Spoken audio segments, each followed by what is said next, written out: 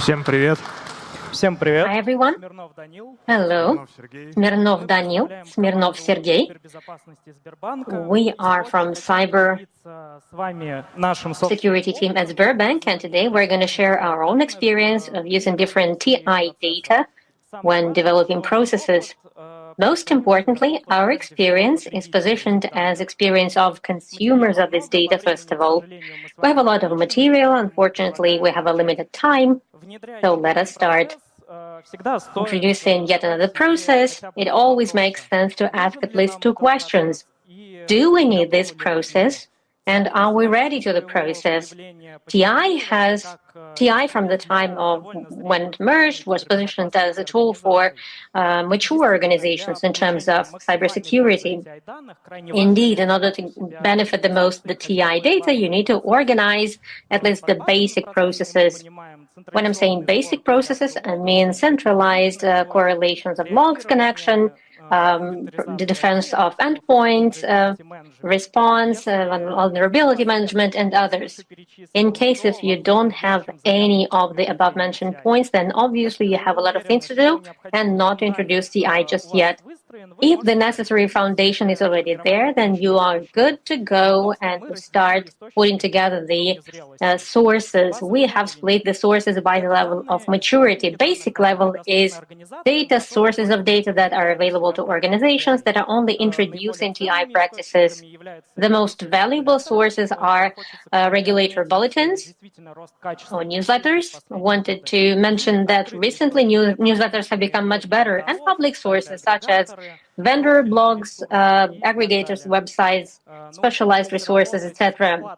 Having learned to work with public and free of charge data, then we can start looking into commercial TI. It's important to mention commercial TI is not a silver bullet.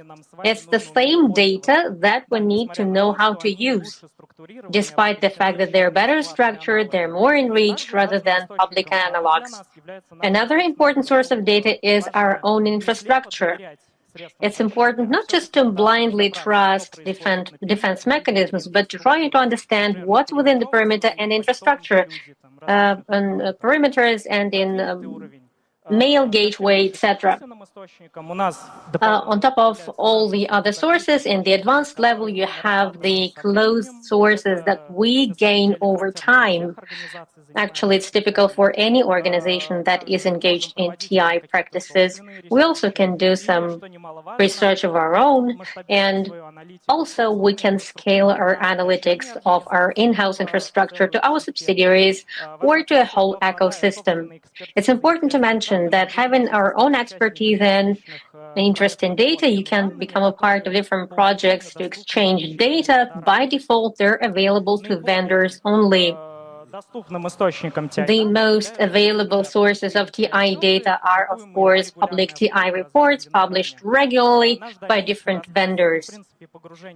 And when we go further into our story, it will be based on data analysis that are available to everyone absolutely. Let me remind you that within TI reports, there can be provided strategic, tactical, operational, and other levels. Within our presentations, we will focus on the bottom three levels, so the data that can be used by SOC employees in their working processes. What processes can we send this data to? Actually, most of the well-known processes within vulnerability management, we can prioritize adjustments taking into account statistics of actively utilized vulnerabilities that are relevant to our infrastructure, also availability of cross-exploit in open access or some mitigation measures. Interaction with anti-fraud can be based on different phishing resources, phishing applications.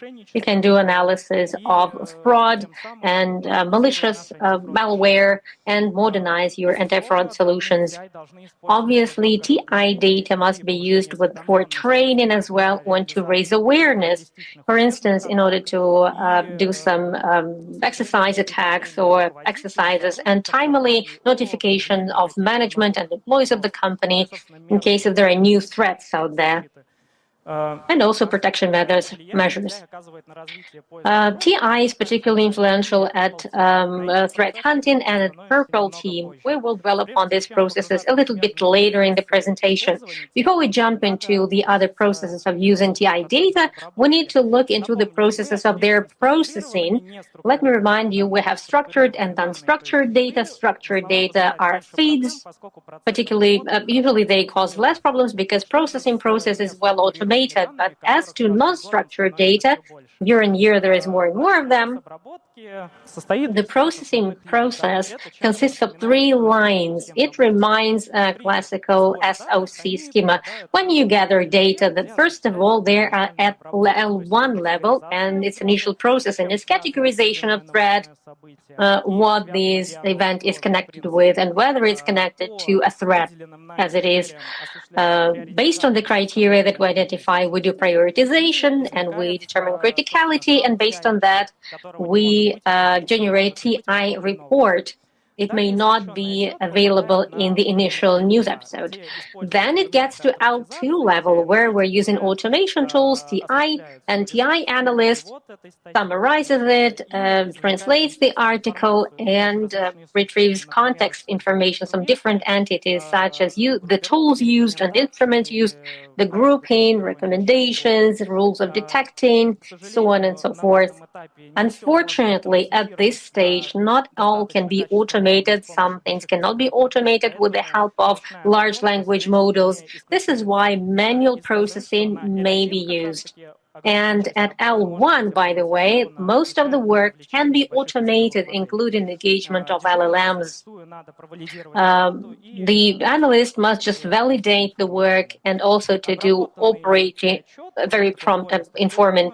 The process TI report is sent to L3 level, where we do detailed analysis with projection to our infrastructure. For instance, we assess the level of coverage of the TTPs detected and procedures. If necessary, analyst does some additional analysis, additional research, generates a more detailed analytics product. It could be analytical note or analytical report, and sends it to adjacent processes. A little visualization of processing for the news that only comes to the AI platform. With the help of LLM, you process it, so you rank categories. In this case, this campaign spreads malicious software. What is the criticality? In this case, it's critical, it's aimed at Russian organizations, and is done by the gang that we know about. What's the relevance level? In this case, this news is relevant to us. This is why we should process it promptly. For the analyst, they're summarized. The information gets summarized, and it's important in working with foreign resources, particularly in case if it's initially in Chinese or Korean language. Based on the results of processing, there is an analytical case. It's an entity that aggregates all the context information about the threat. And further on, in this structured mode, information is sent to L3 and to adjacent processes. One of them is threat detection process. I will tell you about threat hunting.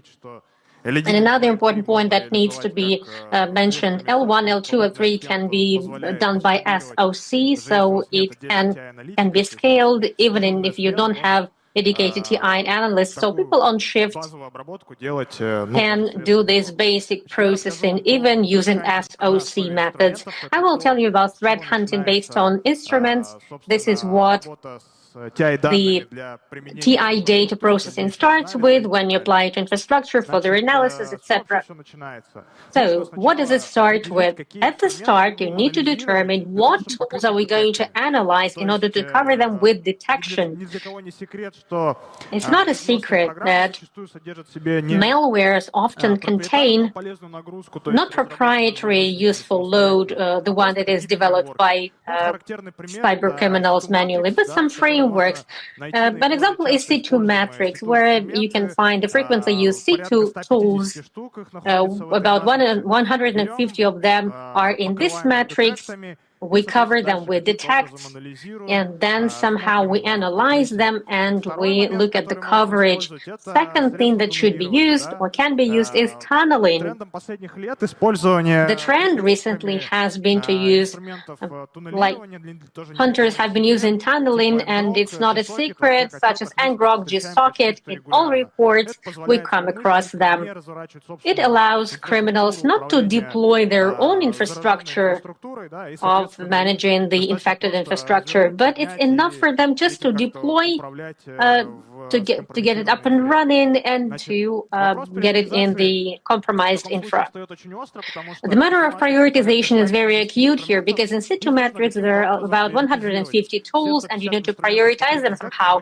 All 150 covering them all with detection is not an easy task. So we determined some metrics based on which we can build scoring, and based on that, tools can be considered in a higher priority. Operating system, ways of distribution and spread, and most importantly, whether it's used in attacks in Russia and whether it has happened in attacks on our infrastructure, in our business exactly. For instance, MOS is very popular. On top of instruments, we also have another important point. It's distribution of companies, also the vector of distribution, vulnerabilities, the targeted setup, etc. You should take this all into account in order to consider most critical cases first of all and as soon as possible. How do we work with this? A typical example, we take a business that Sergey was talking about, spreading malware. We take Sliver, for instance. It's very often used in attacks of hackers on Russian infrastructure. It's open source and it's very often happens in we provide basic description and we start looking into this. We look into some typical things, for instance, traffic. In case if you pay attention to this, when Sliver is done based on beacon, then it has some features and peculiarities, how to catch beacons when they follow a task or follow a load to their server. They have a certain sequence inside the session. After a get a request or code server, etc. In the first case, when there is no task, and in the second case, when there is a task, and it's Sliver uploads it from a remote server. You can cover it with detection. First of all, you can take network detections, Suricats NORC. We will also make an example of kernel detector. You can also write a code edit tag for this sequence of packages with the code of web server. You can use Yara, and it's an interesting thing. It's great to use. This way you can expand the scope of defense mechanisms. For instance, in the mailbox gateway, you write a tag, then in sandboxes you can use it. But considering instruments is not that interesting because instruments are quite numerous, and the basic thing that we should start with is looking into procedures, TTPs. So how does it work on our end? We're getting back to the workflow of processing TI data. We retrieve procedures from reports. Procedures are retrieved the following way. So all the chain is split based on kernel techniques and their realization. For instance, exploitation of vulnerabilities, PowerShell usage, and run key registry in order to get planted in order to persist. You can detect all of them, and detect should be separate. This way we're switching to a conveyor where we can use procedures and hypotheses in TI analysts' work. We build hypotheses based on procedures, and we send them CM or correlation rules in case if they're not faulty, or we give them to TI analytics, XDR, NDR, and we apply them to infrastructure of the company in order to find threats. A few examples. As a basic approach, on how basic approaches is, we take IoCs, we detect one cluster of activity, but clearly It's a very basic approach. It's much better to write a attack on TTP in order to cover a few clusters of threads at the same time. This is why, this way, the file with double extension is a good approach.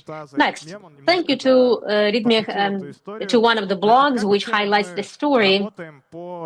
How do we work when we develop detection rules? Previously, when we built our work, like 5 years ago, we started reaching with what is within our arm's reach, just the left part of this diagram. Then we reached the middle, when you take the metrics of attacks as a framework and you are covering it with detection end to end. But there's a problem. There's always a gray zone that you will never be able to cover with detection, because techniques are quite abstract, quite vague, but you have to cover them somehow with detection. And the picture on the right, that you need to cover only the most frequently used techniques with detection. It's a wise man. This is the part where we are right now. We are covering only most frequently used techniques. Next, in order to prioritize coverage of procedures with detection, we're using public reports. We can use both frequency of TTPs and also frequency of tools, both on the left-hand and on the right-hand sides. Let me explain the approach to writing hypotheses. And from procedure to hypothesis, we're guided by a few levels, as is done in the basic meter attacks, but we specify the steps a little bit. So the first technique is dump of system data. It's credential access through OLS credential dumping. You can do it different ways. Level 2, for instance, we can retrieve it from LSAS process with the same module, Mimikatz. But also, you can use the library common.ccs.dll, which just goes to LSAS. So we have a command line. In order for this command line to be found somewhere, you can look at some databases of TTPs. For instance, Elastic request here on the left-hand side, or you can look at TI reports. In real life, it's really very convenient now, because there is a business or there is a relevant report, and it accumulates everything, and it's very convenient to write detection. Of course, we attend conferences of experts. Thank you very much to PhDs for this and our own expertise. And we switch to detection of specific procedures. We can also use Suricata and Snort in order to detect procedures. Unlike the tools, we are writing them not for a specific tool, but you can write them on TTP. For instance, here is a request to pipe SRV IoC in order to further get distributed among the network. A convenient mechanism. It's convenient because it's not just kernel effect, but attempts in infrastructure can be tagged with these rules, and once you accumulate the score, you can account for them. Also, the same, you can use Yara on TTP for specific realizations. In this case, we're detecting upload of reflective loader to the memory with specific symbols. They are on the slide. And an important point that we tested in our work, for instance, in case of EDR overloads the system, or in case if there are difficulties with Yara through EDR, then you can actually use security scanner. It's a good mechanism as well. Because thanks to scanning cycle, you can cover all infrastructure. And the most juicy is Sigma rule. Basically, they're used as detect and core kernel detect, but Sigma rules know nothing about time lags. With the help time gaps, with the help of Sigma, we do basic detect, and then we map it on this TTP. Most important, both techniques and tactics. Further on, as I go, we will need this. So please remember, Sigma rule. On top of that, a technique and tactic. Next, out of these Sigma rules, thanks to the fact that we're using them to tag events, we can tag all events. We have a tactic that we're using in the event. So we can see that the events are tagged, and we're not paying much attention to what exactly happened in the event. We're just building a chain. If at a certain point in time, out of this Sigma pile, these events got tagged, then we don't even pay attention how exactly they will be glued with each other. We just need execution, chain, perception, access, and persistence. And so here it is. And we didn't even look into whether Sigma is given a false or not. The second example is also quite interesting. This is a real-life case. In this case, it's not the attack techniques used in this case in threat hunting, but it was the following thing. We just enriched one event from the source with other events. Here is DNS logs, for instance. By the number of errors, we see that it is TGA, so we take an IP address with the type of event,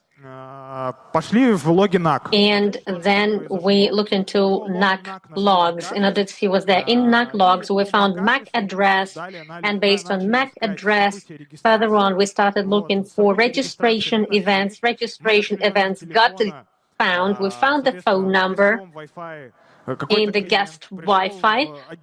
A client came to an outlet, decided to use guest Wi-Fi, and once he did it, DNS requests to see the server started happening. We detected this, and then we decided to help our client. We installed it, we communicated, we detected malware, and we provide consultation how to localize it, and we saved the customer from further crime activity. Sergey will continue about how it is used in work. Most of data with chains of attacks and some stages of attack are often supplied in a non-structured manner. But what are we to do in case if we want to partially automate some processes of threat hunting, or in case if we want to establish a data exchange with someone about attack flow? In order to do that, you can use what Nitra has in Attack Flow project. It allows us to construct field chains of any complexity. Moreover, we can enrich every stage of attack with a lot of context data, the tools used, the detection rules, indicators of IoCs, etc. So as a result, we get a structured set of data in sticks format, and we can easily use it with automation instruments. During the last few years, we noticed quite a rapid development of the indicators of IoC. The contact IoCs from missing IoC vendors are switching quite a lot of information, quite comprehensive information about every IoC. But in the future of data exchange, we're seeing emphasis of attention on attack flow, where indicators will be a context. How can we use or how can we reuse data within modernization and improvement of your purple team processes? Many companies with mature established processes anyway arrive to the stage that they should develop their own purple team, but some of them do not engage CTI in this. What are the prerequisites for engaging TI analysts into this process? First of all, we need an ongoing verification of our processes and our instruments on counteraction to most relevant threats. Sometimes we may have problems with prioritization. So irrelevant TTP instruments may be taken into processing, and we'll just waste a lot of time and resources for them. We don't need them. The strength of Purple Team process is a continuous training of employees. TI, being a continuous flow of most updated information, can enhance this process. If you are doing Purple Team, if you're doing regular cyber exercises for a lot of time, then it may seem to you that you have checked everything. You have covered all the Mitra metrics, you have tested all the instruments, elements that are possible and impossible. But I assure you, CTI team will always find something to surprise you. And of course, sometimes there may be some interesting cases in closed communities and in public communities. And sometimes it's very interesting to project them to your own infrastructure. What is the interaction process like within Purple Team? A well-known framework, PTEF, and it gives a description of all roles and processes. I guess any company that introduced this process looked into this framework, I'm sure. If we choose TI-based approach, then CTI team can solve the following tasks. The simplest one is data gathering and provision of data about the most relevant cyber threats at the stage when we're preparing cyber exercises. If we're developing further, then CTI team can act as a script writer here, look into TI reports, looking into what cyber gangs are doing. They can put together scenarios, they can describe detailed TTP procedures, and sometimes they can even prepare instruments for the red team. And of course, CTI team can play a role of coordinator. They can coordinate all the stakeholders of the process within the suggested scenario. And a very simple but still very important role is an observer role. When CTI team just observes the interaction between blue team and red team and enriches their knowledge about infrastructure and about processes. Later along the way, it will really help us in improving prioritization process when we process threats. Is it necessary to focus on some complex, severe scenarios only? Actually not. There are a lot of no less useful activities. For instance, to double-check some of our monitoring and protection mechanisms, we can do testing of tools.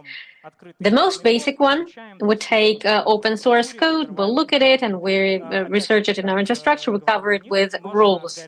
As Daniil has mentioned, you can prioritize tools based on data from TI reports. And within Purple Team, just like within vulnerability management process, you can do testing of POCs and exploits, POCs and exploits, but it's important to remember about operational safety. On GitHub, you can happen to have beacon downloader or something destructive, and it will disguise as something useful. When you introduce minimal adjustments, you can test scenarios that are often seen in TI reports, different loaders, etc. The most advanced stage is testing or modeling in your infrastructure of APT instruments activity. Clearly, you can either patch a binary file or you can rewrite the code and you can produce something that will emulate this activity. But anyway, it poses some threats to the infrastructure. How can you test any activity? Daniil will tell about this a little bit later. We will focus on how we can test without posing any threat. On top of instruments, just like in threat hunting, we can do procedures. We can look into them. For instance, trivially, we can start with assessment of criticality level of different vectors from the initial access to moving inside in our infrastructure. Detect the level, to identify the level of coverage of different TTPs, because many TTPs can be executed by dozens of ways, and it's important to take them into account. Of course, we can test new TTPs. Recently, these TTPs emerge very often. And of course, it will be great if in your organization there are people who are engaged in some own research, particularly if this research are aimed at features and particularities of your infrastructure. In this way, you can test really unique things. Well, actually, what Sergey talks about sounds perfect and ideal, but as we know, expectations and reality are sometimes different. It seems that it works like Swiss watch. We have data, we have threat hunting, we have files and correlations, and everything is ready. And it's provided to use case management to create rules. Once it seems that everything is great, attack chains are tested, Purple Team is working, but what could go wrong? Once we have yet another cyber exercises, then all the problems get revealed. It turns out that red team successfully exploited the TTP that got covered. It was introduced with a typo, or there was an exception, and our purple team just failed to notice this, and we can find it. The noisy rule was switched off. It was disabled, and there were a lot of false and true positives were also there. And also the set of fields in logs is different. Logs did not get delivered, or parsing didn't work, so events got lost. In order for all of this not to happen before the red team exploits a technique, then maybe you should test all the rules throughout the whole pipeline of events, from event to sources, starting from the point that you have procedures, you create scenarios, you describe mechanisms, the way they should come into the pipeline. Then there should be breach attack simulation platform where you will test real actions, when actually you can use some synthetic data, and we will talk about them a little bit later, some simulated data. As a result of this, the results of this should be analyzed, and you reveal mistakes at every step of events in the conveyor of your data. In order to do that, you can use open source tools such as Caldera.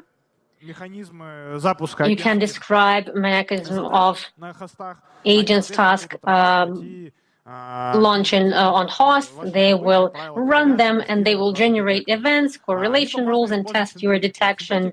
Or you can use synthetic data or simulated data. It's a good mechanism because sometimes you cannot test something. For instance, some applied log activities or databases, and generating some users. On the top, you can see the rule for command line for Windows, and at the bottom it's for Linux. You have some rules. Based on them, you can generate raw logs. They may be from another system. Then you hand them over to the rules to your conveyor event. So you do not generate them physically on your host, but you just transfer them to the conveyor outside of generation on the host. And this way you will test them without even affecting infrastructure. So you take a report, APT report, you retrieve the procedure, then command line, and from command line, it's flowing throughout the conveyor. It will not affect anything. APT tool has been tested, and it's great. But let's get back to indicators. At the start of our narrative, we deliberately were drawing your attention to other TI data than you can or even should use in order to build efficient process. But if we would ignore the IoCs, then the story could not be complete. So the final part of our presentation is about the most important aspects of indicators. We talked to colleagues, and as a result of this communication, we'll find out that all TI community can be split into two camps, two buckets. One of them keep on asking about whether there are new IOCs, and the other ones are asking to provide something on top of indicators. They're tired of them. In order to overcome this categoric approach, and in order to make peace between these parties, let's run through most important points. Sources of data. When you're putting together the list of sources of data, it's important to pay attention at least at the following characteristics. Type of data. Some sources of data may provide IP addresses of C2 addresses. The other feeds may provide hash of the legitimate drivers that can be used. So it's very important to look into the content very carefully in order to build a more fine and correct logic of indicator processing. The share of false positives. So as the infrastructure grows, as the amount of logs processing grows, falses and false become more and more sensitive. So it's very important to test logs and test feeds long before you pass them into reset and ECM. For instance, you can use threat hunting for this, you can do retrospective analysis. Yes, we are losing in productivity here, and the employee will be overloaded. He will need to look into all these test alarms and test faults, but this way we will reduce the workload for the rest of SOC. Context. One sources send indicators as a text file without any context. Some other sources send quite a good context. And it's important for us, first of all, to aggregate all this information, and second of all, it's important to choose about feasibility of using a source.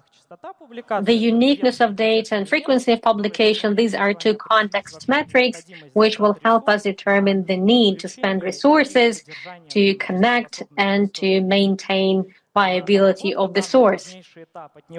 Data processing is a very important stage. It determines the number of problems that we may get faced with in the future.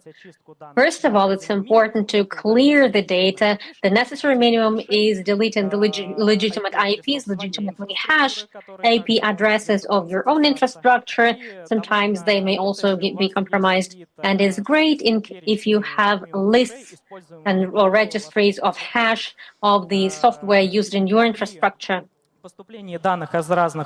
Once data get received from different data, then we have to re-tag all the data and get them aligned, because there are a lot of sources, there are a lot of formats of data, and despite the fact that there's a fixed data format, still many vendors prefer to come up with their own unique format. So it's very important for your own convenience to get this aligned. Enriching the context, as I said, some sources provide just indicators, the others provide minimal context, what instrument is connected with, at which stage it was used in attack. So when you're preparing indicators, it's important to aggregate as much information as possible. Also, in order to automate some processes, you can put together the list of top contexts that you trust. Some vendors are more trusted, some vendors are less trusted, and based on that, you can make a decision. Next, criticality assessment. When you have the necessary context, when you have the amount of data, you can assess. Maybe you should develop your own scoring, and indicators will be sent to one pipeline or the other pipeline of processing. And TTL allows us to avoid quite a lot of headache when monitoring. And just a few words about monitoring. The main mistake is when there is no process of reset CM cleaning from the outdated indicators. Oftentimes, many companies forget that indicators may get outdated, and further on, they can generate a lot of faults. And it's typical not only for monitoring, it's also typical for blacklists and protection methods, and they also can be overloaded. A little life hack for non-critical threats, we don't want to overload the SOC. You can just lock those indicators on perimeters, on perimeter CM. Sometimes they do not contain the full list of indicators, and you have to do some additional research in order to increase the list of indicators or to add more context. The key areas are analysis of infrastructure with a hello different search engines.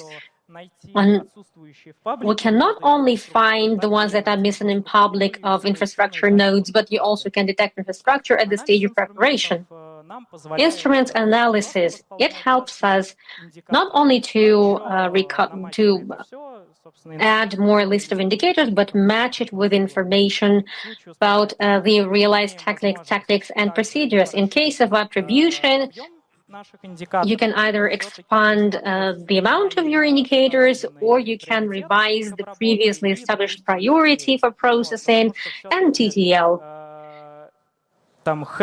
Because hash of miner and IP connected with APT campaign, these are different weight categories. Despite the fact that local professional community is developing quite rapidly and it developed in recent years, still data exchange is a very normal thing. Despite this fact, we still have some problems. For instance, confidentiality.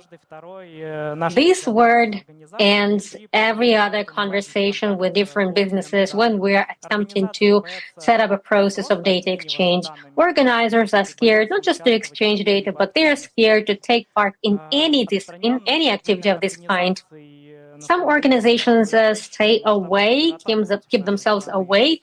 Actually, the scale of cyber attacks against our country is scaring, and organizers don't want to hear about any coming attacks or prepared attacks, and they just terminate the conversation. But the most painful point is when you establish a great contact with the organization and you share a lot of information, you even offer some help. But as a result, all the data that you send are not used. They just remain where they are. As a result, this organization is among the list of victims of yet another hacker or is a source of data leakage. I wanted to make the most successful example of timely data exchange. We detected a little business which is aimed we detected a little criminal gang which is aimed at significant organizations, and as a result of data exchange, there were like 50 indicators there. 24 companies managed to detect this attack at an early stage, and their infrastructure did not get compromised as a result of that, thanks to data exchange. In conclusion of our speech, we wanted to add some information about the instrument, which will help you systemate your knowledge and plan the development vector, your further development in TI.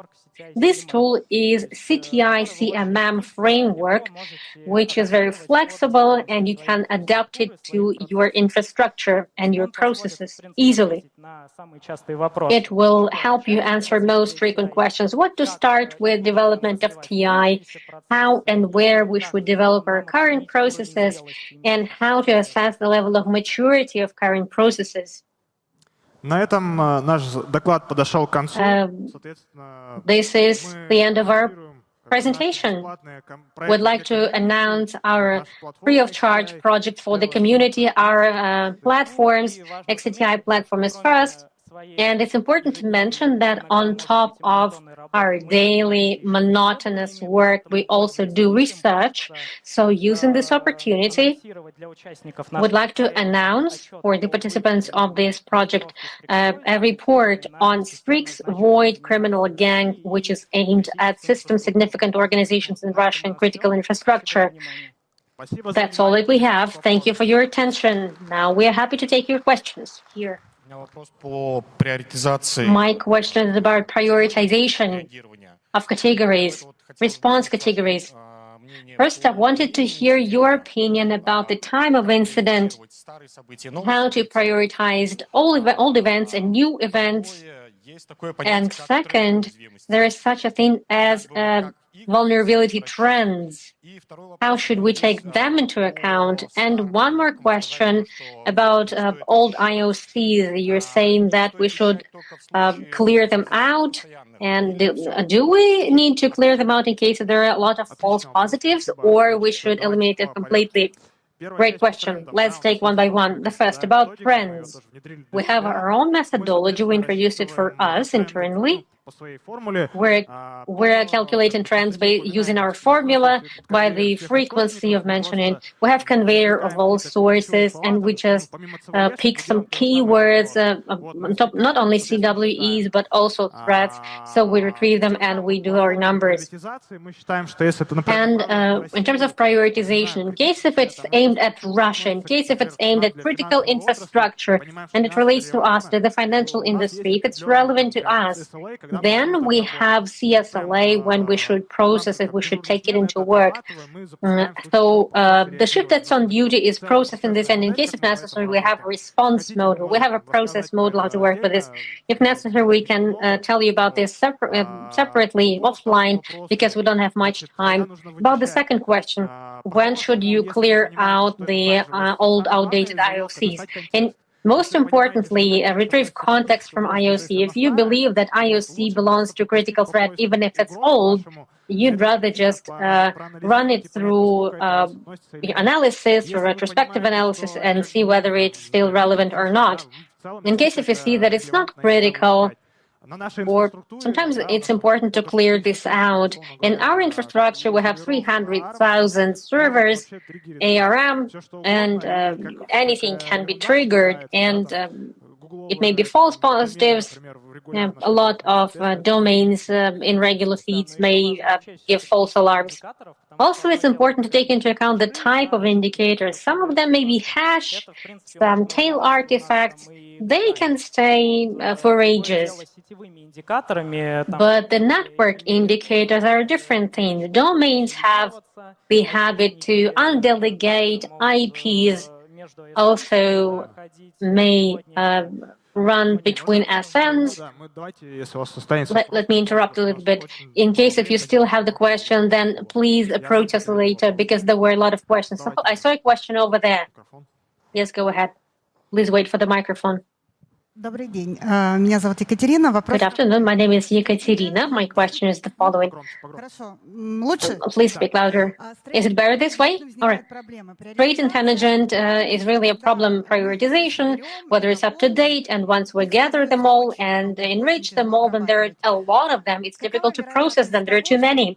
What's the likelihood that once we learn to work with them properly, then all the system will be replaced by AI, and AI will be simply tracking that we're not going beyond the normal? Let me answer. The question is interesting. AI is introduced. We're using it in many processes in our work. But recently there were presentations. Even yesterday we looked at this in parallel. So this volume, most importantly, when you're working with such a volume of data, it's important to set tasks for AI in the right way. AI is not a silver bullet. AI is great at retrieving some context from data, from the news, from different news sources. In case if you want to analyze AOCs, then it could be done, but there are some other tasks where AI would not be enough. So you should set the task right. You need to understand what do you want exactly. There's one more thing here. The volume of data is not very problematic as it is, I guess, when you have a due preparation. But the problem is that LLM is not perfect yet. And when processing multiple TI data, then there may be a lot of hallucinations. Now you can process a lot of things with the help of LLMs, but without human validation, these data cannot be used, they cannot be trusted. Whether this problem will be solved often, whether AI will stop hallucinating soon, it's a matter of time. It's an open question, hard to predict. Thank you. My question is the following. At the start of your presentation, I saw that some checks for open source utilities are happened by the principals. We looked at HTTP requests, or what were the sublines. How many man-days can be taken by a criminal who will go and rename the variables or will replace HTTP request with another request? It will take just a few minutes for the criminal, right? For the hacker. It's a great question. First of all, we blurred some of them. Also, we showed not all the rules, if you're thinking about this. Kernel detects on open source. The more detects, the better. Sliver can be detected. I can give you at least a dozen of methods how you can detect it in the network. It's only traffic related. In order for the hacker to work around, to bypass the detect, then the error codes, he needs to rewrite the server-related part, the client part, so it will be quite costly for him. And the most interesting thing, getting back to prioritization, many hackers will not even do this. It's not interesting to them. This is what relates to traffic only, but also we detect by procedures. Once a sliver in the compromised host it's taking some action. It's there for a reason, right? So it's gathering something at the house. He's doing intelligence, and it must navigate around the system and move around. It doesn't matter whether it's Sliver, Havoc, or some custom instrument. Anyway, it will fall into some procedures. And on those chains that I have mentioned, it's a great thing to do this. Yes, and we shouldn't forget that Sliver needs to be injected into the process, and in order to do that, you need to deliver it first, so there is a chance to catch the hacker at previous stage of attack. So we can detect this activity much earlier, at a very early stage. Thank you. One last question. My name is Zaur. Thank you very much for the presentation. Louder? Okay. Thank you for the presentation. Thank you for covering this great topic and saying that during TI there are different rules for TH, for purple team. But the question is, how do they? What is their attitude to this rule? Generation of TI is great, but but threat hunting and purple team, how do they perceive TI rules? What's their feedback? TI rules, TI does not generate rules. The rules are written within the process of TH. So most importantly, they need to process conveyor. During the day, we may have 200 or 300 events. TI's job is to just process it and to detect the most relevant and to attribute the procedures. Then they generate hypotheses, and based on hypothesis, they write rules, requests, etc. So further on, well, threat hunting must be well aware of the infrastructure. They must be very familiar with it, how it's supposed to work. They must take into account the parameters of time. In terms of time, it should be working the right way in order not to collapse systems. XDR should remain functional. In case of threat hunting or correlation rules are still working, then we're taking all these things into account to make sure it works correctly. And the second pair of eyes, we have a few people. One employee writes it down and the second employee double checks it and verifies. So they prioritize these rules on their end as well. You don't tell them that this rule is critical and hypothesis needs to be tested. They do it themselves, right? We work in tight collaboration, I would say. We come to terms, we agree on this, when something is critical or when something is not critical. Like we put threat hunter in cases I think it should be done this way, then okay, it should be done this way. Thank you. We have exceeded our timing, but okay, let's take one more question. Thank you for the presentation.